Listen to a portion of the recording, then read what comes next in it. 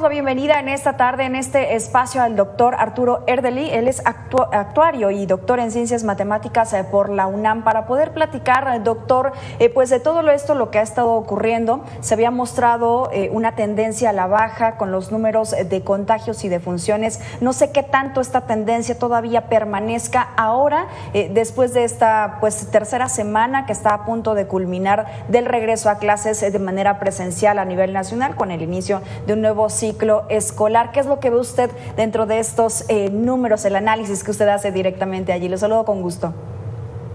¿Qué tal? Buenas tardes. Pues te diría que todavía es un tanto prematuro poder derivar conclusiones a partir de los datos abiertos de la Secretaría de Salud, porque recordemos que tiene un rezago de por lo menos 2 semanas. Entonces necesitaríamos que transcurran 3 semanas completas a partir del inicio de clases para que podamos empezar a ver resultados de la primera semana de clases. Entonces realmente yo creo que sería hasta el lunes por la noche, ya con los datos de ese día, que podríamos empezar a tratar de evaluar cuál ha sido, si es que es significativo, el efecto de regreso a clases en contacto.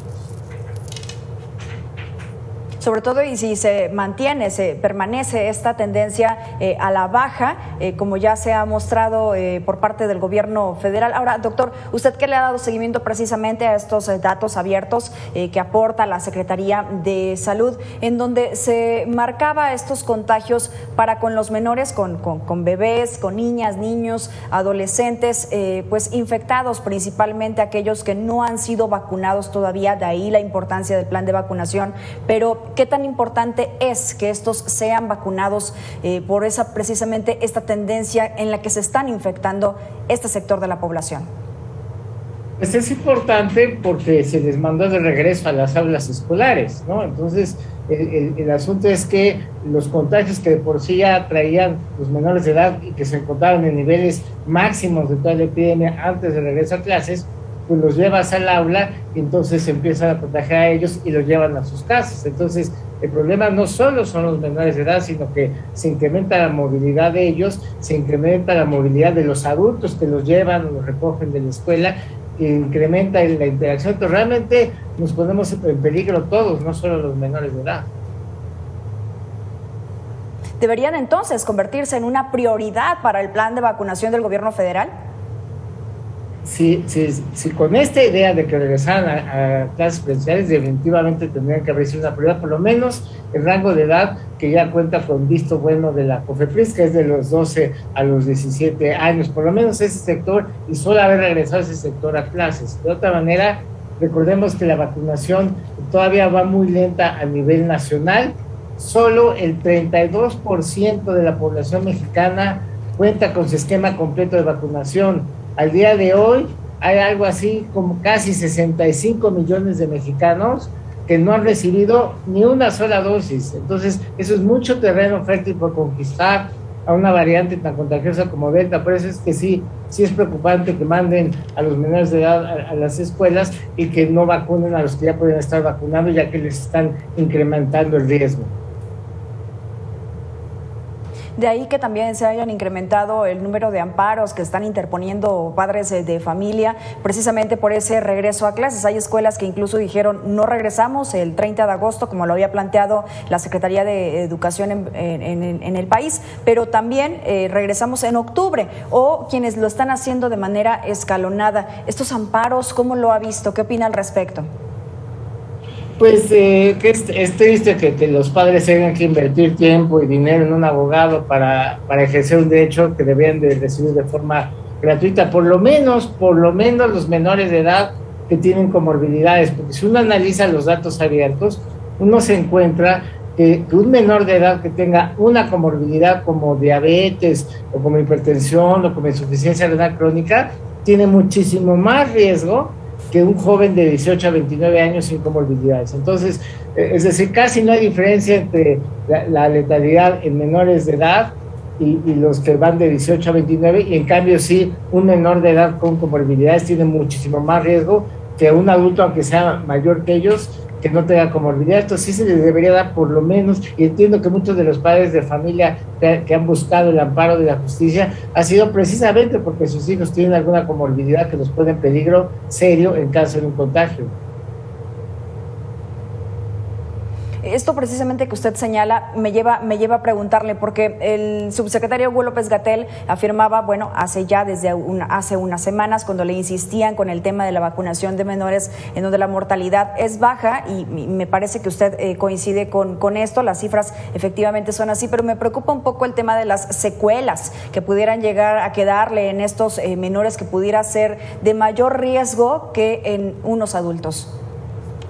Y bueno, el tema de las secuelas se ha dejado desafortunadamente para después. Ahorita estamos nada más con la urgencia de los contagios, pero efectivamente lo que se conoce como las secuelas de COVID o el COVID largo, pues sí, dejan las más variadas secuelas y todavía ni siquiera sabemos cuánto duran y qué efectos van a tener a mediano y largo plazo. Por eso es que de ninguna manera conviene contagiarse, aún aunque sea de bajo riesgo, porque todavía hay mucha incertidumbre de los problemas que puedan surgir mucho más adelante, a pesar de haber sobrevivido a una infección por COVID.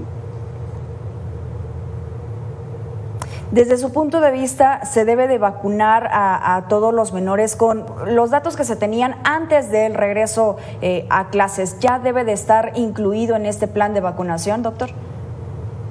Digamos, estaban priorizando a los grupos de mayor riesgo. Entonces, al margen del regreso a clases, creo que sí ya tenían que haber evaluado vacunar a los menores de edad que tenían comorbilidades. Ahora que los mandan, pues aunque digan que es voluntario el regreso, pero ha sido casi obligatorio porque le han puesto la vida muy difícil a aquellos que han decidido continuar en forma en línea, ¿no? Entonces, casi los han presionado o inducido a que regresen, y eso le está incrementando el riesgo. Por eso es que en ese caso se justificaba aún más el vacunar ese sector de edad, no solo por ellos mismos, sino porque ellos no viven solos, o sea, regresan a su casa y viven con sus padres, con sus abuelos, que a lo mejor todavía no están completamente vacunados y no están adecuadamente protegidos.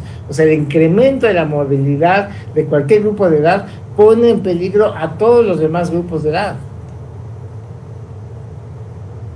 Ahora, doctor, ¿cómo vamos en las cifras? Esta lectura que usted le ha podido dar, este análisis, esta revisión que le ha podido dar a estos datos abiertos, los datos que aporta la propia Secretaría de Salud a nivel federal sobre la variante Delta, ¿cómo es que es altamente contagiosa? ¿Cómo van los datos respecto a las personas más jóvenes, arriba de 18 años?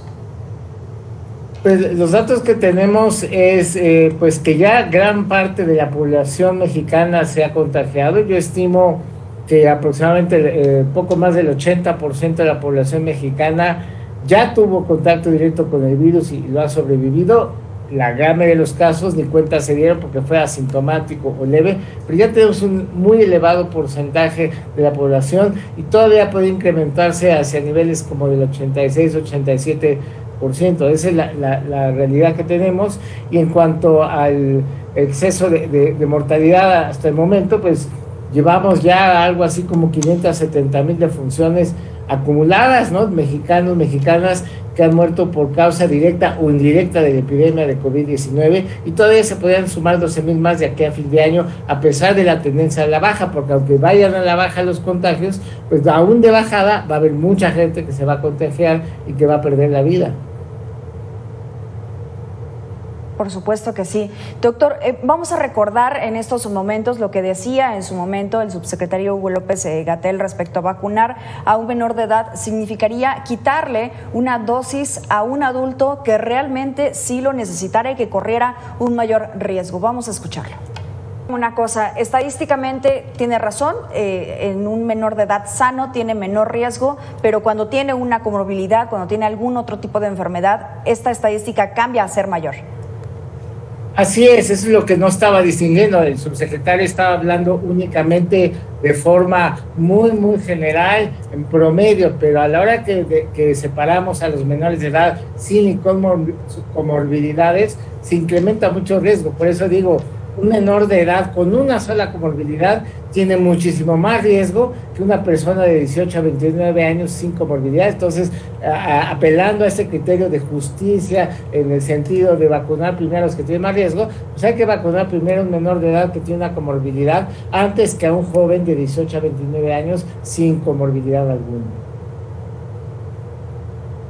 Bueno, y es que también platicábamos con el doctor Alejandro Sánchez, él es integrante del Consorcio Mexicano de Vigilancia Genómica del SARS-CoV-2 y también investigador en la UNAM, y nos decía, también hay que verlo desde el punto de vista epidemiológico, porque cada persona que se llegue a infectar, y no solamente hablamos de mayores de 18 años, también hablamos de jóvenes y de niños que se lleguen a enfermar, es otra probabilidad de que el virus llegue a mutar, que el virus llegue a presentar una nueva variante. Así nos lo dijo.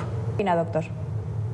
Pues sí, efectivamente la vacuna es un beneficio, pero es un beneficio de mediano y largo plazo, es decir, una vez que logremos elevados niveles de vacunación, pero con los actuales niveles que tenemos tan bajos todavía, solo 32% de la población mexicana cuenta con esquema completo. En esta situación seguimos en alto riesgo que vuelva a haber repuntes, y efectivamente los contagios masivos son el terreno fértil para el surgimiento de nuevas variantes que nos puedan volver a poner en problemas, como lo hizo la variante Delta. Por eso es que sí es importante por los dos frentes continuar con la vacunación, que va todavía muy lenta, y por otro lado pues prevenir los contagios. A nadie le conviene, no porque un menor de edad esté sano, diga, pues está sano, no tiene comorbilidades, pues no importa que se infecte, no, porque justamente está la incertidumbre sobre cómo va a poder afectar en su desarrollo fisiológico el haber tenido COVID justamente por las secuelas que puede dejar el COVID y la afectación a algunos órganos. Y el registro de las muertes, doctor, ¿la mayoría de estas eran pacientes que tenían comorbilidades? Pues no, hay de todo, o sea, digamos, te diría que de los que han perdido la vida, pues poco más de la mitad de los menores de edad que han perdido la vida no tenían ninguna comorbilidad, Entonces, estamos hablando ya de más de 850 menores de edad de funciones confirmadas, que no son todas, pero bueno, por lo menos 850, poco más de 850 de funciones confirmadas de menores de edad en México, y poco más de la mitad de ellas no tenían ninguna comorbilidad. Entonces no es garantía, pues, ¿no? O sea, no es que pensemos que los que se han sido hospitalizados o han perdido la vida, menores de edad, ha sido porque estaban ya muy enfermos de algo, ¿no? Más de la mitad no tenían ni una sola comorbilidad. Sí, ahí es un foco rojo de alerta que debería de hacernos pensar, y a las autoridades también, que todos en realidad estamos en términos generales en riesgo. Ahora, sobre los amparos promovidos, déjeme ir a esta entrevista que también le hicimos a un abogado que ha llevado puesto padres de familia. El desacato de un mandato federal en este caso. En teoría no deberían de estar interponiendo estos amparos, pero en la práctica pareciera ser que es la única alternativa que han tenido los padres de familia.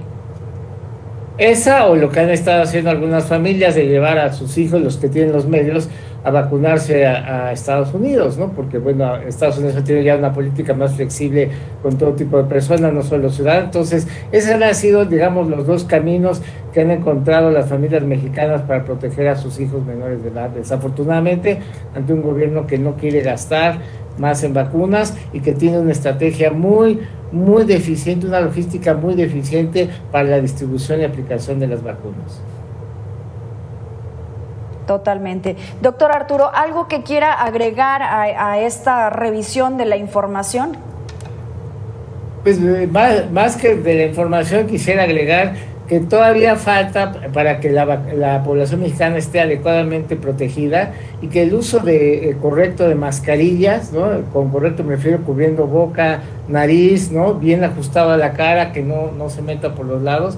Eso es una práctica que tenemos que mantener por lo menos año y medio más en lo que avanza el Plan Nacional de Vacunación. Esa sigue siendo nuestra mejor herramienta de autoprotección para evitar contagiarnos, y en caso de contagio que sea más leve, porque la mascarilla también ayuda a que reciba una mucho menor carga viral en dado caso.